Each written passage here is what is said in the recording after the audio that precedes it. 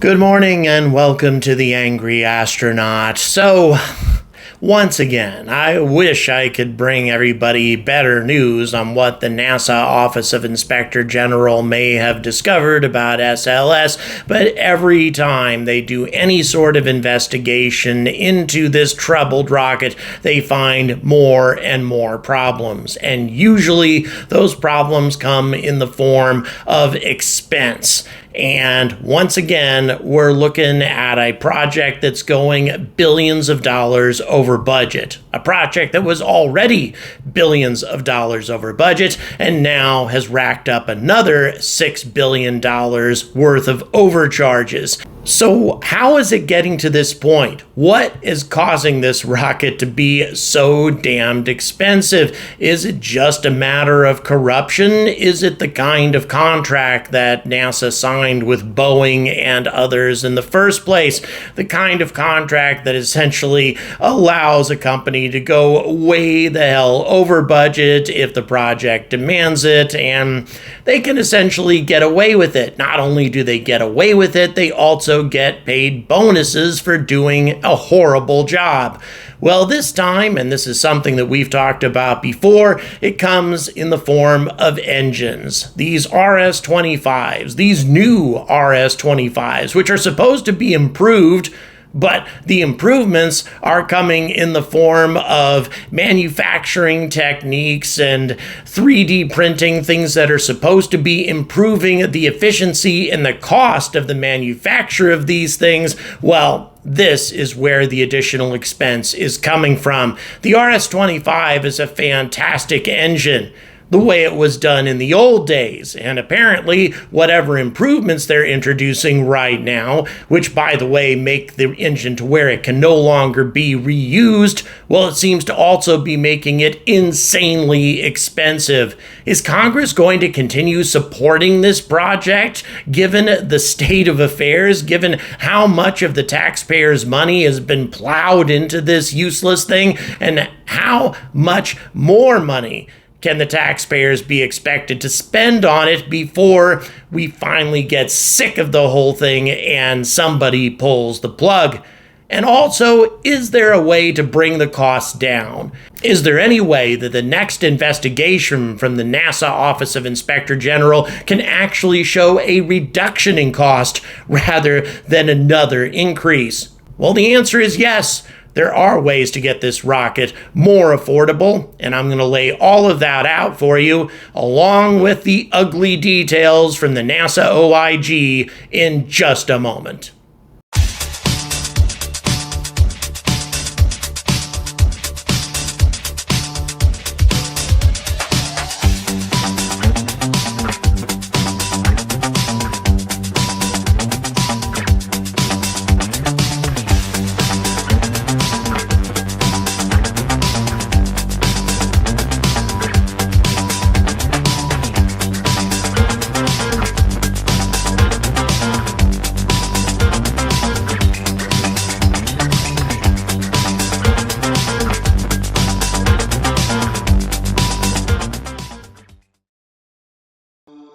Now, SLS advocates would say that it's difficult to argue with success in an environment where the first launch of a new rocket usually ends in failure, and that applies, of course, with Starship as well. To see SLS perform as well as it did during the Artemis 1 mission, well, that justifies the expense, or so some people might argue, although honestly, I don't think very many people would argue that anymore, and it's the engines that have made this contract so expensive. By 2025, the NASA Office of Inspector General projects that SLS is going to run $23.8 billion out of a $93 billion total budget for the Artemis program. And here are the contracts that NASA signed with Northrop Grumman and Aerojet Rocketdyne for their engines. First of all, for the boosters, $4.4 billion,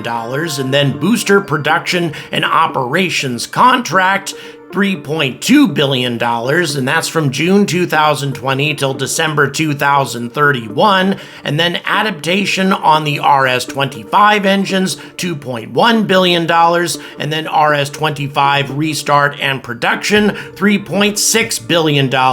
You would think with these enormous budgets that these companies would be able to build these engines and hit their budgetary contracts, but that's not going to happen. Now the Office of Inspector General projects that these budgets are not nearly enough to cover the amount being charged by these companies. At least another $6 billion are going to be charged before the project is completed, and this is how the cost increases were broken down. The most significant increase, according to the report, was related to Northrop Grumman's booster contract, which grew from $1.8 billion to $2.5 billion under the Constellation program, and this is another complication, by the way. This program has changed so many times while these boosters have been redesigned that this has led to some of these increases, but nevertheless, it certainly doesn't explain all of it. So it went from $2.5 billion to $4.4 billion under Artemis, and then between June 2006 and September 2020, Aerojet's adaptation contract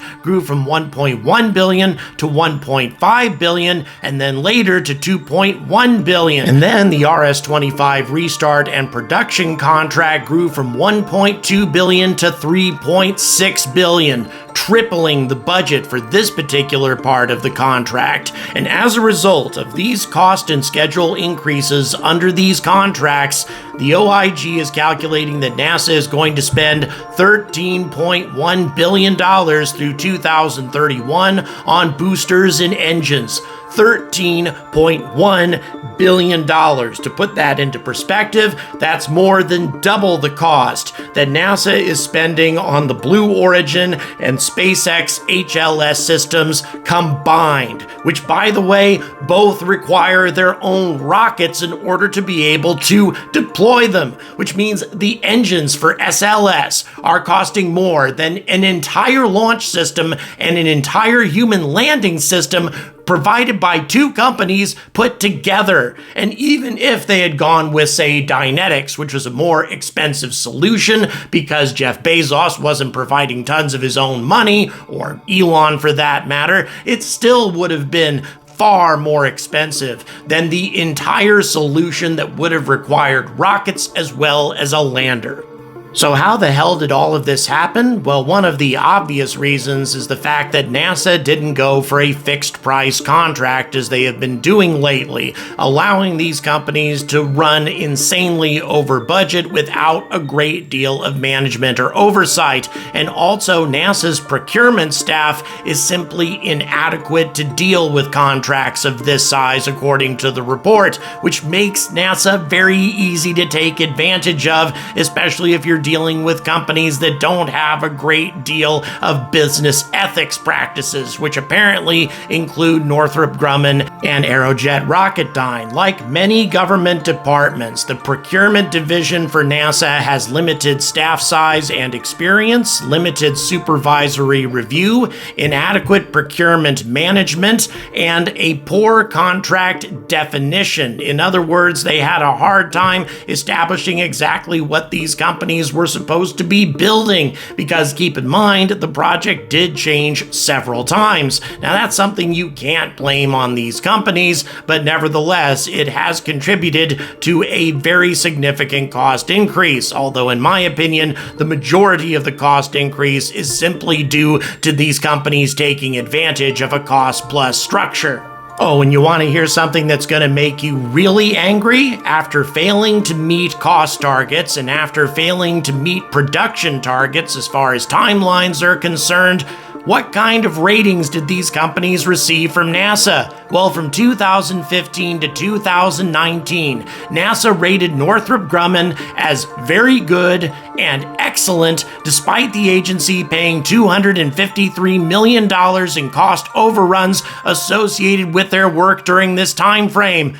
So let me say that again. They just got $250 million in bonuses for performing very good or excellent during this time frame, even though they went way the hell over budget and didn't get their job done remotely on time. And this is the sort of thing that's been happening a lot. In addition to that, Aerojet Rocketdyne received a very good performance during its production time frame, even though all it managed to do was complete renovating 5 of the 16 shuttle-era RS-25 engines during this time and going over budget in the process. $29 million worth of award fees over the life of the contract, even though they failed to meet cost, schedule, or technical performance requirements, which, of course, according to the OIG, means they should have gotten an unsatisfactory score. Boy, that's a bit of a no-brainer, isn't it?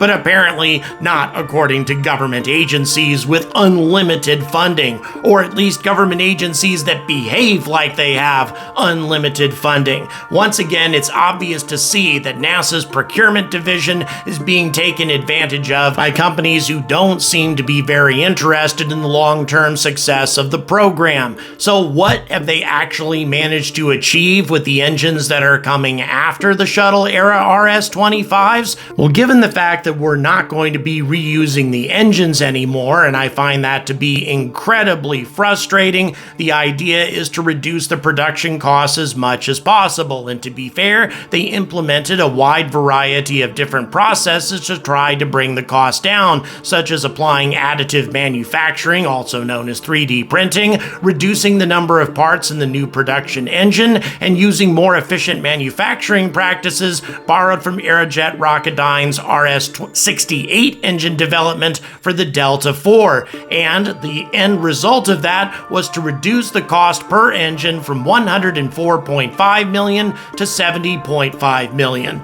In theory, but the cost it required in order to get to this point completely wiped out all of those savings and then some. $2.3 billion worth of total costs and fees identified by the NASA Office of Inspector General associated with these efforts that are going to completely wipe out all of the cost savings on the RS-25s and actually make them more expensive than perfectly good reusable engines that we used in the past. So although the Office of Inspector General made a number of recommendations, it really comes down to two things. Number one, they want to take the 18 remaining RS-25 production engines and try to put them from a cost-plus contract to a fixed-price contract. That, at the very least, should be done, and in addition to that, to update the procurement offices to add the necessary staff and include best practices for this department in order to make sure that these sorts of abuses don't occur again. But really, this was the full scope of what the OIG could recommend, given the limited scope of what they work on. There are other things that can be done to improve this program because, frankly, with all of these cost overruns, and with cost overruns that are no doubt going to be happening again with this program, I think that Artemis is extremely vulnerable right now to cancellation, especially given the new compromise that was recently struck between the President and the House that's going to cap the spending for all government departments except for military spending, which is apparently the most well-funded department that the government has. And I believe in a strong military, by the way, but I believe that NASA should be able to take advantage of similar increases to their budget, given the importance of Artemis and our ability to reach the moon before China. But what do I know? In any event, regardless of what happens here, NASA needs to find ways to bring their costs down, not to continue to experience cost increases with the next NASA OIG report. And here are a couple of ways to do this. The obvious way, of course, is to switch SLS over to Starship, but that's not going to happen until Starship proves itself as being a completely viable affordable system, and making it to orbit isn't enough.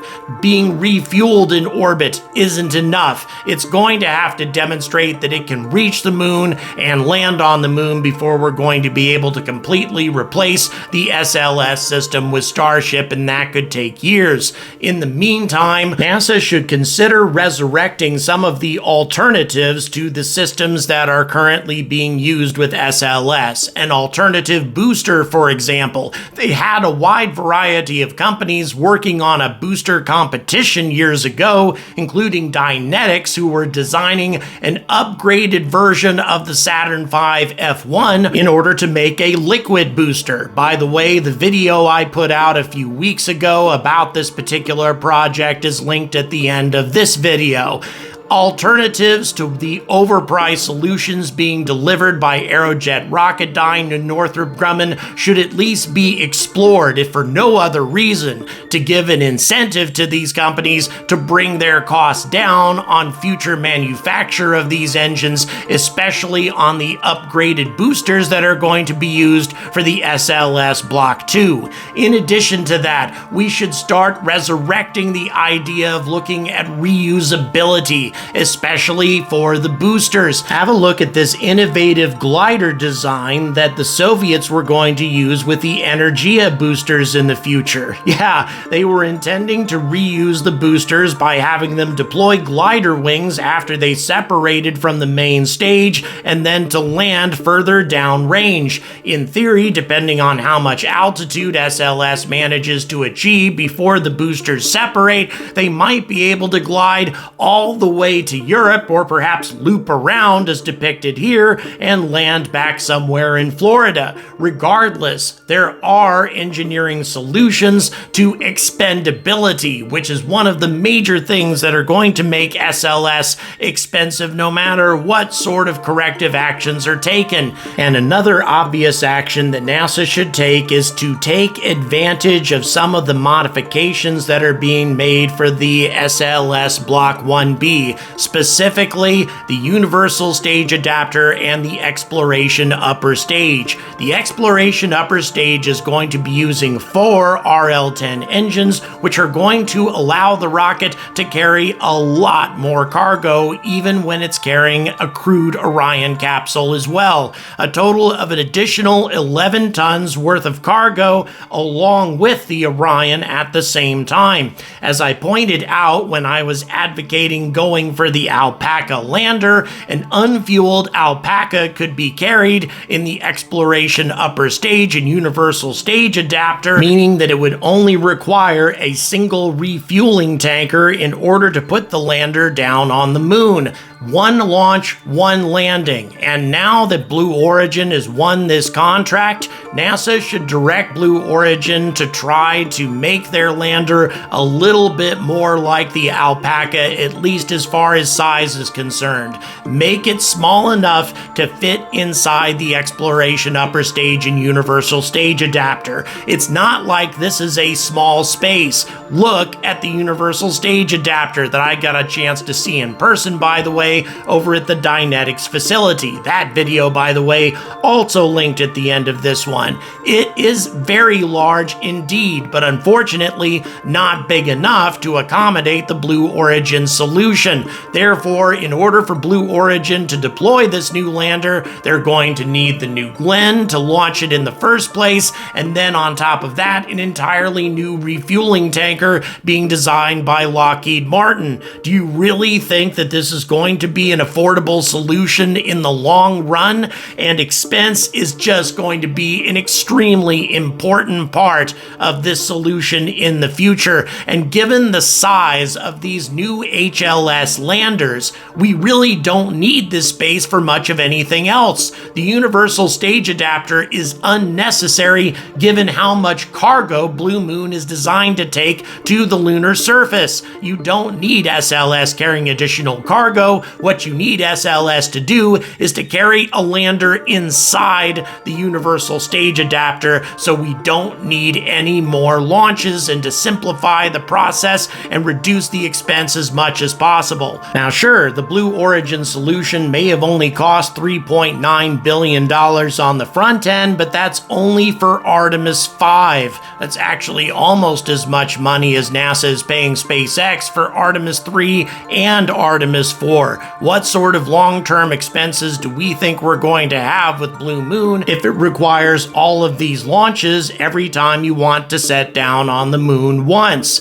Reducing expense also means reducing the number of launches that you need to carry out, and this is one way of doing it. Now, these are just a couple of ideas. Also, perhaps implementing smart reusability to the RS-25 so we don't have to build a bunch of new ones. That's another potential way of solving it. But of course, the best way of solving it, and I hope this becomes the solution in the long run, is to just scrap SLS and replace it with Starship after Starship completely proves itself. But as I said, this is years in the future, and it still will be a very unfortunate thing indeed if SLS has to be scrapped after only a few launches and all of the insane amount of money that's being invested in it. But rather than going with a sunk cost fallacy, we need to go with a solution that's going to work before Congress cancels it once and for all. Thank you very much for watching.